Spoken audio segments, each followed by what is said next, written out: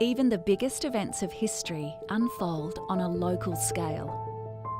And so it was that one of Australia's most important political struggles played out on the streets of Melbourne's inner north. The end result was a win against the odds, the victory over conscription during World War I. Here is a place where change was made. In 1914, Brunswick was an area of factories, of brickyards and quarries and iron foundries and textile works, but lots of Coburg consisted of paddocks, and together they had a population of about 60,000, which as a proportion of the population is quite significant. In this area, many families had seen their sons, brothers or lovers go off to the war. Certainly when enlistment opened, there was a keen response here, and the local council made a fuss of the first soldiers. Before they left, they were entertained at a council social, and there was considerable pride and support for them.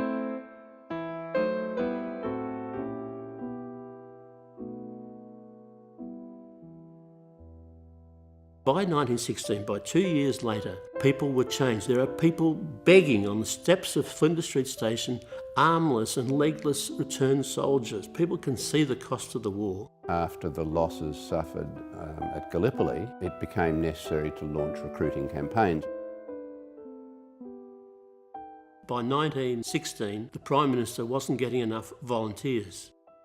So when Hughes responded to the appeal from Britain to say that Australia needed to send more troops to the front, and that would require conscription to get them there, he knew that he couldn't get the legislation through the Senate. So somebody came up with the bright idea that there ought to be a referendum.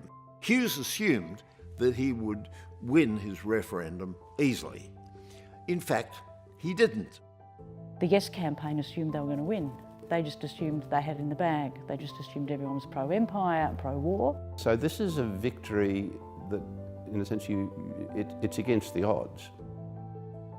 A huge groundswell of opposition rose up against conscription, uniting disparate groups across Australia. One of the most organised of these groups was the Union movement, and a number of its key players were Brunswick residents. Frank Anstey, who was the federal member for this area, was one of the very early critics of the war, and a group of younger men who he'd strongly influenced. John Curtin, I suppose, would be the best known of them. And who'd been active in local sporting teams and so on, because later on he became Prime Minister. But he was then a young trade union official, and his friend Frank Hyatt, who was the Secretary of the Railways Union, were very prominent in criticising conscription, and the trade unions decided to set up an anti-conscription committee, and Curtin was the secretary of that campaign. It was possible for this group of people to draw on local support with a degree of acceptance that was unlikely in more prosperous suburbs. Despite popular support for the anti-conscription movement, the authorities were eager to quell dissent, storming meetings and union-run printers supporting the no vote. Print media was a crucial influence during the campaign, and Curtin authorised one of the most famous pieces of the time, the blood vote. It's written in a way that appeals directly to a mother. It's about the moral and ethical issues at stake in actually condemning a man to death. But the campaign was very much about women thinking independently, voting as mothers, voting as sisters, voting as other identities, I suppose, separate to men. So you see women on the public stage in a very high-profile way for I think, the first time, really, in Australian history. Alongside prominent women such as Vida Goldstein and Cecilia John was Brunswick schoolteacher Bella Lavender. and she was so very progressive and ahead of her day. And she was very active in anti-conscription and was very progressive in the women's movement as well. Because you've got to remember that many of these women were also concerned about women workers, women's rights, equal pay, a whole host of conditions to support women. It's really important to remember that at this time there are no women in Parliament. The only way they can get their views across is down at the Yarra or here outside Brunswick Town Hall or in the streets of Carlton and so on. It would have been very difficult for women to get out of their family environment and leave the children and the husband and get out the door and say, well, bye, I'm off to a demo. I mean, we can think it's easy for us to do that now, but at the time it was very, very brave. The first referendum was defeated in 1916, 28th of October. Hughes had lost the referendum, but nevertheless, when he went to the following election, he was re-elected by the voters. So then, ultimately, he said, well, we'll go back and we'll have a second referendum. They lost in 1916, the yes vote. He's convinced they're going to win in 17, and that ups the ante. They get more and more intense. The whole campaign becomes more intense and more violent, actually.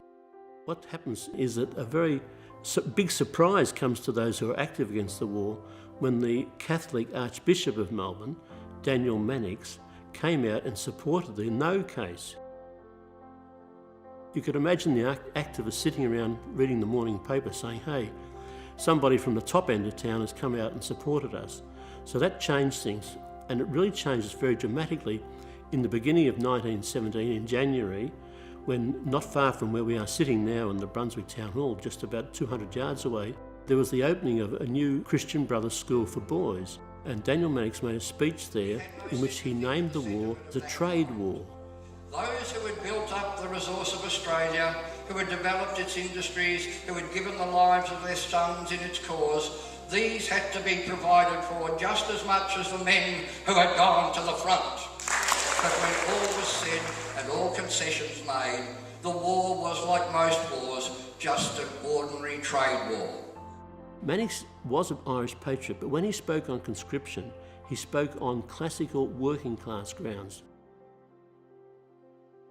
It was news around the world, and Billy Hughes, the Prime Minister, tried to put pressure on through Westminster to the Vatican to get him sacked at Melbourne and taken off. They were unsuccessful, but it's really important to recognise here that the reason why they were unsuccessful was that the mass support he had.